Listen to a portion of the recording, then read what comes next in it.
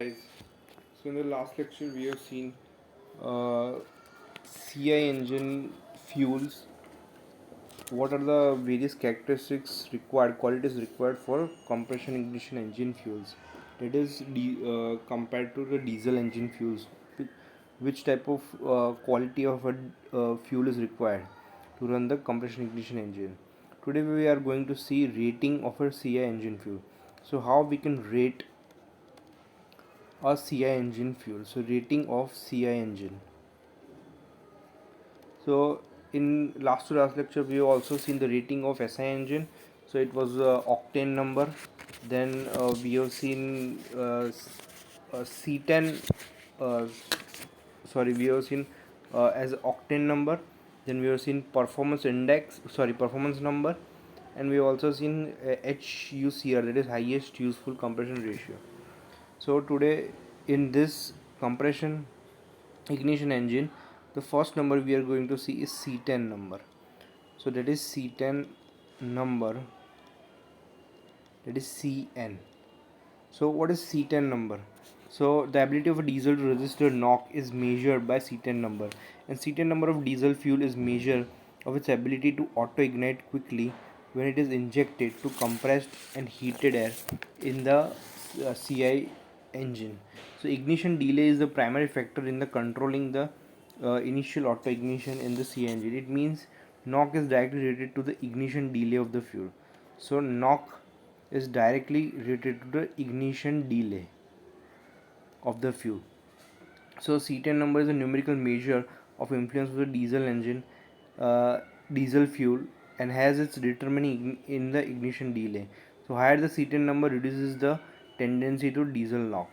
So C10 number can be defined as the percentage by volume, the percentage by volume of a normal C10 is a mixture of normal C10 and alpha methyl naphthalene, which has the same ignition characteristics as a test fuel when combustion carried out in a standard engine under a specified operation condition. So what does it is saying? That it is saying that C10 number is percentage by volume of a normal C10 number is a mixture of normal C10 and alpha methyl naphthalene, which has the same ignition. So here basically, if uh, in a chart of 0 to 100, so C10 is given as 100 number and alpha methylene naphthalene is given as 0 number. So whatever the mixture of alpha and C10 is in between, so suppose here it is 20, so 20% will be alpha methylene and 80% will be C10. So that uh, no sorry 80% will be alpha methylene and 20% will be C10. So in that case this is the chart that is given. The C10 rating of an unknown diesel is determined by matching it with that the series of reference fuels consisting of a mixture of normal C10 and alpha methylene naphthalene. So normal C10 is arbitrarily assigned a CN of 100. Sorry, the normal C10 is assigned a CN of 100 and alpha methylene is assigned as 0. C10 rating of a diesel was introduced by Cooperative Fuel Research. So C10 number for diesel was introduced by Cooperative Fuel Research Committee USA, and the quality of CI engine fuel is tested on special designed CFR engine or Ricardo single cylinder variable compression ratio engine under specific conditions at engine speed 900 rpm, inlet air temperatures 65.6 degrees Celsius, injection advance 13 degree before TDC, and various conditions were set in which the testing was done. And diesel used for CI engine has a C10 number of 25 to 35 for low speed and 35 to 45 for medium speed and 45 to 60 for high speed. So low speed, medium speed and high speed. The second number that was introduced was diesel index.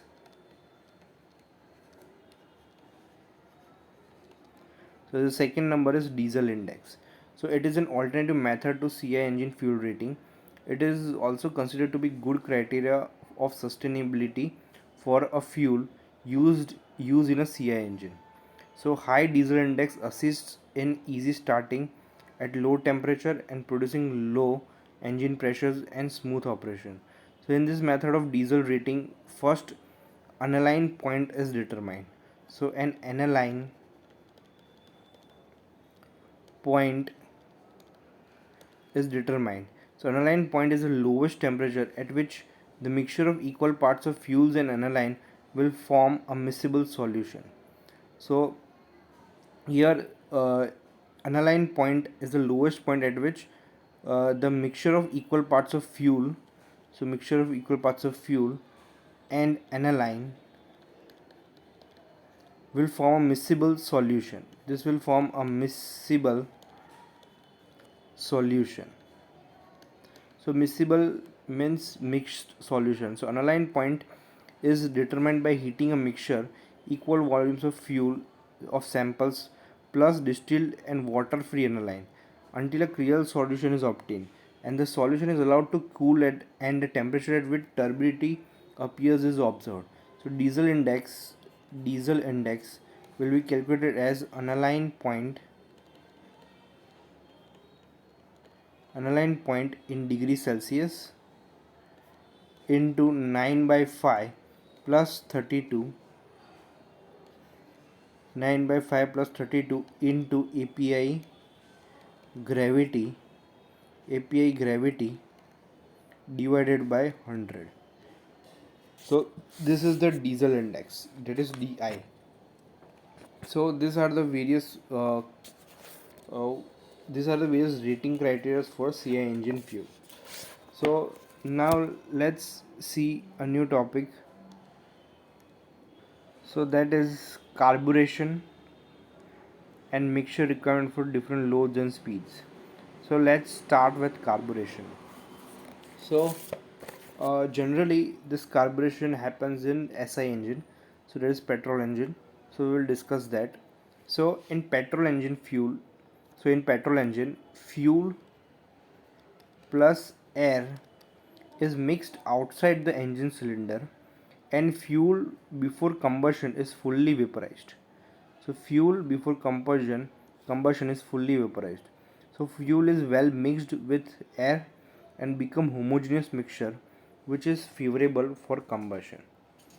So carburation, what is carburation? So carburation is a process to prepare mixture of air plus fuel outside the engine and device which do this function is known as carburetor. So the device which do this function is known as carburetor, and which mix it is the process is called carburation. So the mixture enters in the engine cylinder due to low pressure or a vacuum. So due to low pressure or vacuum, it enters in the cylinder, and the low pressure vacuum is created inside the engine cylinder during the suction stroke. By this vacuum, mixture charge transfer from carburetor to engine cylinder via intake manifold. So suppose this is the carburetor. Here fuel and air are mixed. So air plus fuel are mixed, and this from carburetor it is transferred through intake manifold. So it is transferred to intake manifold, and from this it is transferred to the engine cylinder here. So from this it is transferred to the engine cylinder. So this is the process of transferring the mixture.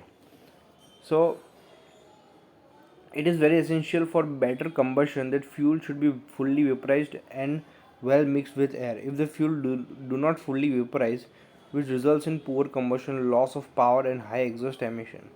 In the vaporization process of fuel, or process of carburation depends on various factors. That is, first is property of fuel, time available for preparation of mixture before combustion, temperature of intake manifold, design of carburetor intake manifold and combustion chamber. So these are various factors which affects the uh, which affects the proper combustion of the engine of the fuel. Now, let's see mixture requirement for different loads and speeds. So now, as we know that we are mixing air and fuel here, but what is the quantity of both in percentage? That is, if we are we mixing 50% air, 50% fuel, or in form of some ratio, that is 80% fuel and 20% air. So that ratio we are interested in finding out. So which ratio is best for which condition? So stationary engines are operated at steady conditions, so it requires constant air fuel ratio, while automobile engines are operated at variable operating condition. So if like a stationary engines like generator, it will require a constant air fuel ratio, while movable engines like automobiles, it will require a dynamic or different air fuel ratio. So therefore air fuel ratio requirement in automobile engines are different for maximum power, maximum efficiency, idling, normal conditions, etc. So our air fuel ratio must be in the range of combustible limit. So let's discuss various characteristics. First, that is maximum power. So it is clear that the maximum power available at a richer mixture is is 13 is to 1. That is for maximum power, it is air fuel ratio is equal to 13 is to 1. That is the air quantity is 13 and the fuel quantity is 1. So let's draw first diagram to clear the various air fuel ratio mixture requirement. So let's draw a diagram. So this is on x-axis, we are having air fuel ratio. So various air fuel ratios here we are considering. So this first is air fuel ratio A/F ratio, and the next is relative air fuel ratio, if you want to consider relative air fuel ratio. Now uh, I am writing air fuel ratio as starting from 10, 12, 14, 15, 16, uh, let me read here, 13, 17, 18 and 20. And on the y-axis we are considering percentage of maximum power and efficiency. So power and efficiency maximum. So here, that is efficiency, we are considering from 40, 40, 50, 60, 70, 80, 90 and 100. So this is maximum efficiency. So if I were to draw the chart here, so the variation which we are getting is in this form, and this for efficiency.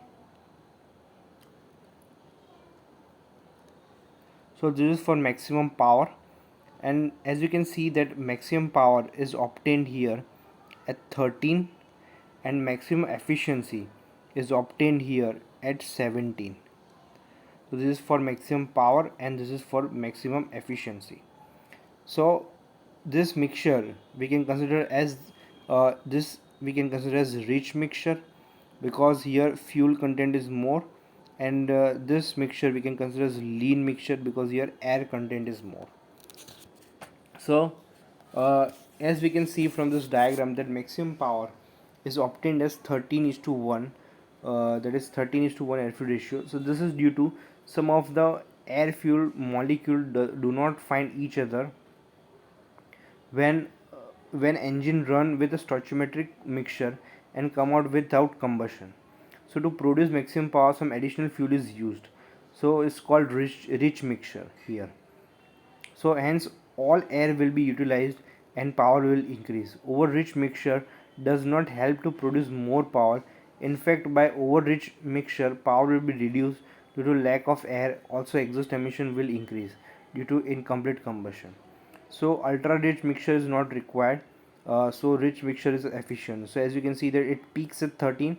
If you go on the left or right, in both sides the power is reducing. So here due to suffocation of the air, and here due to due to less of the fuel, suffocation of the fuel. Then next is maximum efficiency. So as maximum efficiency, you can see it is at 70. So as we have discussed that if the engine runs with stoichiometric mixture, some fuel particle do not come in contact with air. So it is possible that fuel doesn't come in contact with air, so it remains unburned form. So in order to reduce that unburned form particles and to get maximum efficiency, the lean mixture is provided. So more air is provided here, so that you are get each and every fuel which is not getting burned is will be burned. So all the 100% fuel is burned. So efficiency is maximum when the air is maximum. But power is not necessarily the power you are getting maximum. So the maximum efficiency occurs at lean mixture. This is due to the maximum utilization of fuel with additional excess air supply. Therefore, there is no unburned fuel molecules in the exhaust. It is clear that maximum efficiency available at lean mixture, that is 17. So the efficiency will reduce for two lean mixture because chemical reaction and flame speed reduces with two lean mixture. So if the mixture is too lean, so it may be possible that the reaction, chemical reaction can be reduced. Then the third is idling. So in idling, so second was efficiency, so that is air fuel ratio is 17, and the third is idling. So in idling, power is necessary only to overcome friction of the engine. So during idling, the throttle valve is nearly closed and suction pressure is very low. So very small amount of charge enters this inside the cylinder. Also during overlap period, suction and exhaust takes place simultaneously and exhaust pressure is higher. Some of the exhaust gases enter inside the intake manifold. Now, during suction stroke, exhaust gases from intake manifold expands and then fresh charge enters. So, due to this reason, very small amount of fresh charge comes inside the cylinder, and this fresh charge mixed with a large amount of exhaust residual gases, which dilute the fresh charge, and due to highly diluted fresh charge, combustion may not take place. So this is a problem which may occur, and the probability of exhaust residual increases with decreased load on the engine, which results in dilution of fresh charge and lead in poor combustion and increase in basic specific fuel consumption. To overcome this difficulty here, we are considering an extra fuel rich mixture is supplied during idling, so that probability of finding the air with fuel will increase and combustion improves.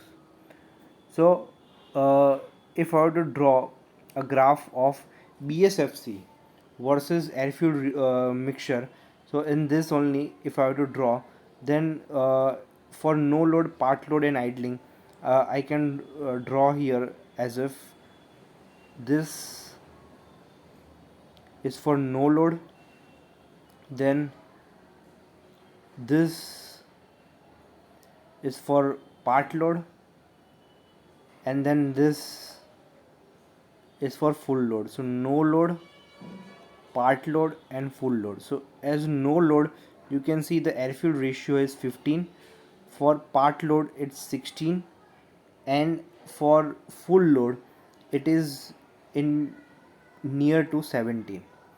So here the basic, this is for basic specific fuel consumption and not efficiency and power. So basic specific fuel consumption calls for different load conditions with respect to air fuel ratio. For full load, minimum load, and no load, here it is point out, so occurs that this point is shifted towards the right hand side with reduction, with increase in load, and it is shifted towards the left hand side with reduction in the loads. So that is, if I want to say point x, y and z, so x, y, z. So now, if there is a normal power range, that is cruising range. So normally most of the stationary engines and automobile engines runs at normal cruising power range. If the total power range of engine is 0 to 100%, so if the total power range is from 0 to 100% of rated power, the normal power range lies between 25 to 80%. So during this range, the major requirement is fuel economy and maximum efficiency. So that is fuel economy and maximum efficiency. So here, as load on engine increases, problem during idling overcome. So as the load on the engine increases, the problem during idling overcome, and the quantity of exhaust residual gases decreases, so engine can run at a slightly leaner mixture, that is 17:1, which will give maximum efficiency and fuel economy. But during different operating range will with required air fuel ratio, different mixture requirement for different operating conditions are taken place in carburetor, that makes the carburetor design very complicated. So let's draw a graph of air fuel ratio on the x-axis, and sorry, on the y-axis, and percentage of the load on the x-axis. So here I am considering 25%, 80%, 0%, and here 100%. So as you can see here, the air fuel ratio will be in this state. This is a bathtub curve. So this will be a bathtub curve. So this is suppose 15:1. This is the 15:1 air fuel ratio. This is 10. You can call it here 10, and this here you can call it as a 20:1. So this is the idling phase. This is the low load phase. This is the normal load phase, and this is the high load phase. So here during the idling, 0% of power, 12 air fuel ratio is required. Dilution of charge by exhaust, because there is a dilution of charge by exhaust. In low load also, 12 to 15 air fuel ratio is required. The same reason, there is dilution of the charge by the exhaust. And due to the normal load, there is 25 to 80%, 15 to 17, almost 15 to 17 air fuel ratio is required due to obtain the maximum fuel economy and efficiency. So why 15 and why 17? Because it depends on what is required more power, more efficiency, whichever is your choice.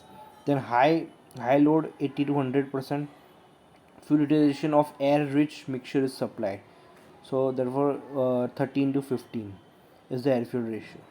So these are the uh,